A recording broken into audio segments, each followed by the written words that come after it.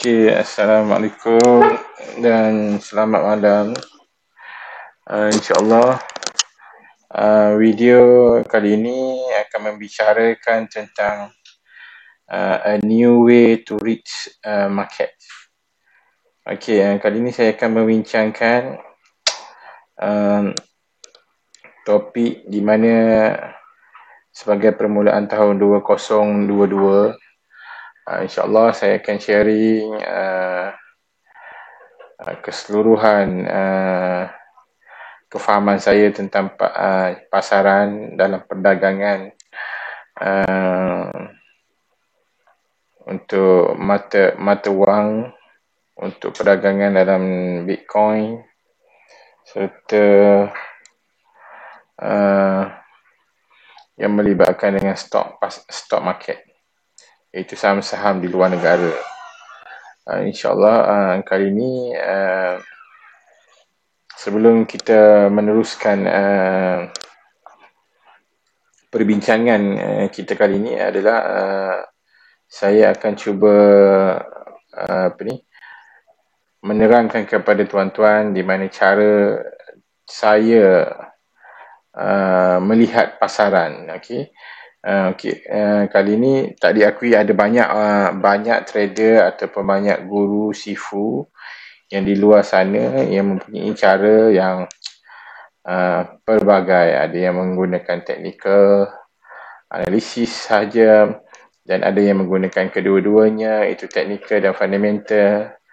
Jadi kali ini dengan cara saya, insyaAllah saya akan meringkaskan seringkas yang mungkin supaya video ini tidak terlalu panjang untuk didengar oleh semua orang. Okey, insyaAllah kali ini video ni sekitar 7 ke 10 minit sahaja. Okey,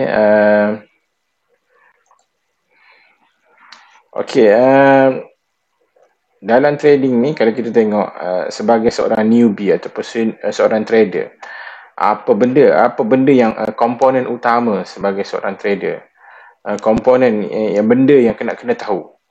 Okey, yang pertama adalah teknikal pasaran. Itu kalau kita tengok teknikal pasaran ni, kebiasaannya trader akan melihat chart di MetaTrader 4, di mana di situ trader akan membuat analisis sama ada pasaran bergerak ke arah buy atau sell. So itu basically technical lah.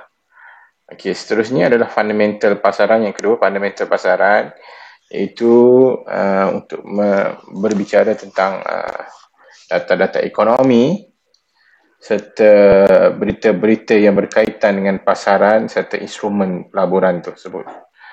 Okey, yang ketiga adalah sentimen. Selain daripada teknikal pasaran dan fundamental pasaran, sentimen juga memainkan peranan. Kalau kita tengok, contoh sekarang 2 tahun terakhir pasaran dipengaruhi oleh COVID-19.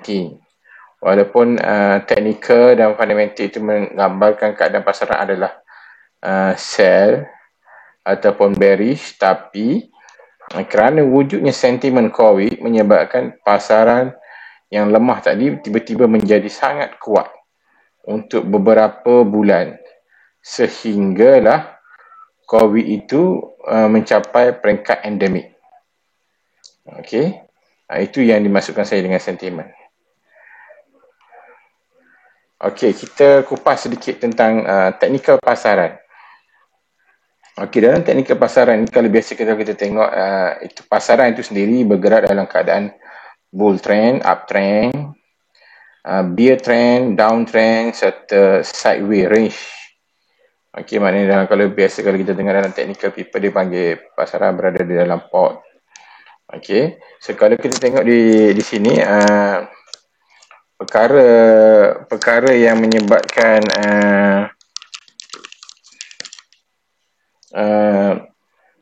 trader menggunakan pelbagai bentuk teknikal. Maksud saya dekat sini kalau kita tengok, ada sesekali trader dia hanya melihatkan pattern chart ataupun chart pattern, di mana dengan hanya melihatkan candlestick by dia orang menggunakan kefahaman engulfing, triangle, double bottom, double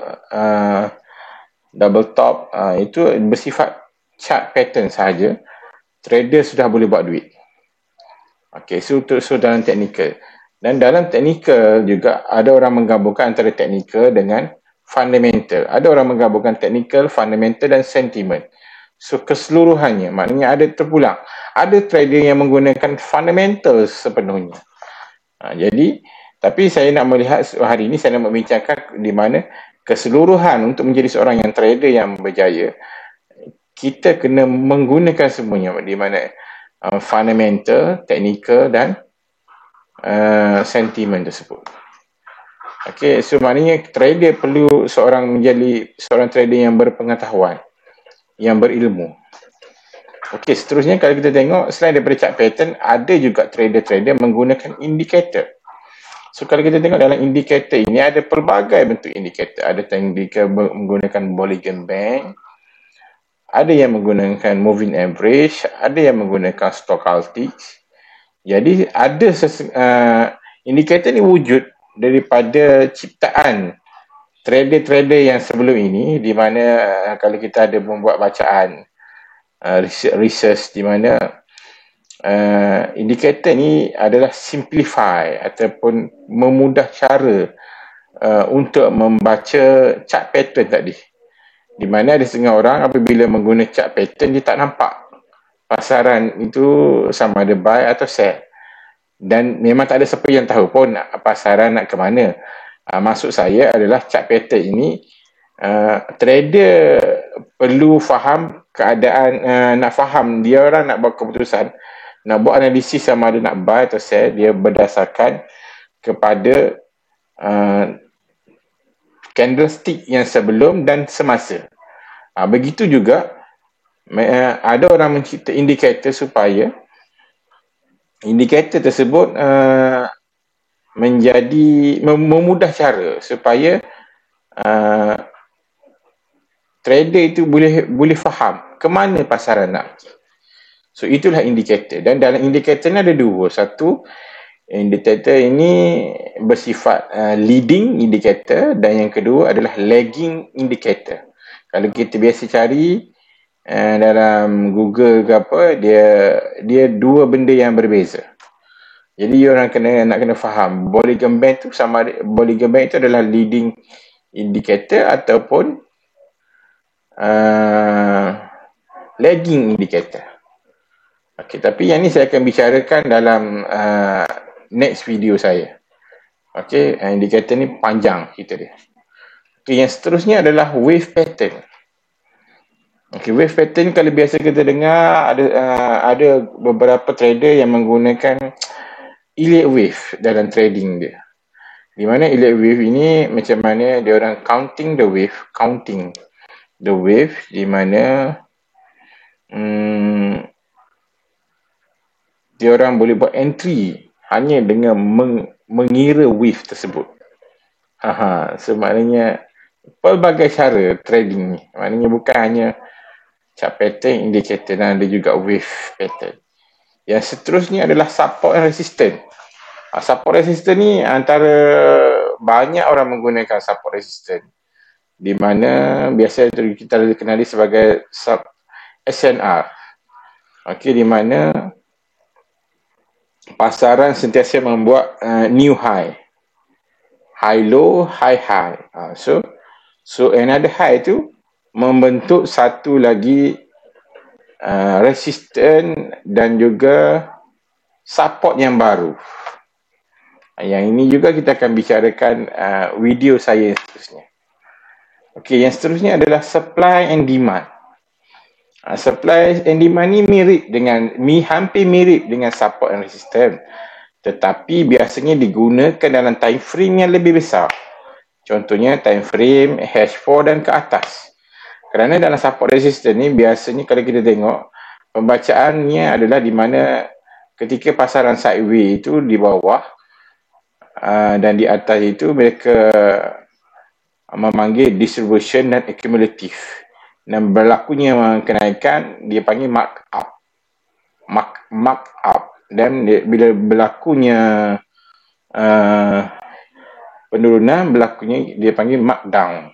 So maknanya kalau dekat sini supply and demand ni ada juga trader menggunakan supply and demand di time frame yang lebih kecil. Contohnya di M15, H1. So ini tiada masalah. Tapi kebiasaannya institutional ataupun bank-bank menggunakan supply and demand di time frame yang lebih besar. Yang ini juga saya akan bawakan ke video yang berikutnya. Seterusnya adalah fundamental pasaran. Yang ni yang biasa yang saya akan ketengahkan lah. Biasa kalau orang kenal Tok Abah Maki, biasanya akan banyak berbicara tentang fundamental analysis. Jadi fundamental analysis ni tak adalah hebat sangat. Saya pun bukannya orang yang hebat. Saya juga macam tuan-tuan juga ada emosi, ada perasaan, ada juga gangguan-gangguan. Jadi bukan senang untuk menjadi trader yang berjaya. Ada masa kita loss, ada masa kita win. So kalau kita tengok dalam fundamental ini, dia salah satu lagi bahagian yang penting selain daripada technical itu sendiri, iaitu perkara yang paling penting sekali dalam fundamental itu adalah mengawal inflation setiap tahun. Inflasi ini perlu dikawal dan dikawal oleh Governor Bank dalam konteks kita panggil monetary policy. Biasa kalau kita tengok, orang tengok fundamental ni data ekonomi, export, import, GDP, interest rate, growth rate, itu is data ekonomi. Tetapi data ekonomi tidak menggambarkan pergerakan pasaran sepenuhnya, kerana ianya dikawal oleh Governor Bank. So kalau kita tengok di sini, Governor Bank perlu mengawal inflasi pada kadar 2% setahun. Dia kalau kita nak faham, basic dia adalah apa saja barang yang ada di muka bumi ini akan berlaku kenaikan 2% setahun. So kalau kita punya rumah tu, kalau katakan tengoklah minimum ada setengah kita beli rumah, kenaikan dia mencecah 20%, 30%, bergantung. Tapi minimum kenaikan harga barang adalah 2%. Tapi ada juga dalam tahun-tahun yang berbeza di mana kenaikannya mencapai 15%, 6%. Jadi berlakunya ini kita panggil konsep supply and demand. Dan kerja Governor Bank iaitu mengawal inflasi. Bila dia orang buat decision untuk mengawal ini, dia melibatkan faktor-faktor pengurangan bajet ataupun dia pergi kepada fiskal. Dia akan berkaitan dengan fiskal policy, di mana kalau dia lihat ketika itu negara mencapai satu perkembangan ekonomi yang baik, menyebabkan highest inflation, maksudnya pendapatan yang tinggi di kalangan penduduk di dalam satu negara, menyebabkan kerajaan perlu mengenakan cukai supaya rakyat tidak terlalu berbelanja. Penting untuk supaya rakyat berbelanja itu bagus, tapi kerana wang yang banyak tadi menyebabkan inflation itu tinggi sehingga 8% kenaikan. Jadi dia juga membebankan kepada rakyat-rakyat yang miskin. Jadi that's why kerajaan perlu mengawal kepada paras 2%. Sama juga bila berlaku di bawah paras negatif. Di mana kerajaan apabila di paras negatif, maknanya kurangnya pendapatan dalam negara, jadi kerajaan perlu menyuntik modal, di mana kerajaan perlu berhutang dengan, kalau setengah-setengah negara dia berhutang dengan IMF, ataupun kita berhutang dengan negara-negara yang lebih kaya seperti Jepun. Itulah fundamental pasaran. Yang kedua selain daripada teknikal. Seterusnya adalah sentimen pasaran. So dalam sentimen pasaran ni, saya dah berbicara tadi yang mula-mula sekali, dalam isu COVID-19 tadi, kalau kita tengok pasaran di mana teknikal dan fundamental itu menunjukkan penurunan. Tetapi kerana kesan daripada COVID-19 menyebabkan pasaran menaik tinggi. Contohnya gold. Gold berada sangat tinggi pada tahun 2021. Jadi tengok apa yang berlaku, sedangkan tiada ekonomi yang berlaku pada last 2 years. Ekonomi semakin teruk, tetapi keyakinan pelabur hilang terhadap mata wang, menyebabkan semuanya tertumpu kepada gold.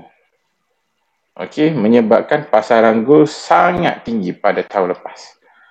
Jadi sentimen pasaran, maknanya selain daripada pengetahuan kita tentang teknikal ataupun fundamental, sentimen pasaran juga kita kena tahu. Maksud sentimen ni selain daripada data ekonomi, selain daripada indikator, capital, kita juga perlu berpengetahuan tentang apa-apa saja perkara yang di luar. Contohnya keadaan krisis politik di US pun memainkan peranan. Pilihan raya, tsunami, mana yang di luar daripada ekonomi itu sendiri juga memainkan peranan kepada pasaran tersebut. Jadi, kalau dengan kaedah saya, kita memerlukan tiga, bukan dua. Maknanya teknikal, fundamental dan sentimen perlu ada dalam diri seorang trader. Jadi, insyaAllah, saya harap tuan-tuan faham. Dan kalau tidak, boleh ulang balik video saya, dan sebarang pertanyaan boleh komen di YouTube saya. Jadi, setakat ini saja video saya kali ini. Sekian. Terima kasih. Assalamualaikum.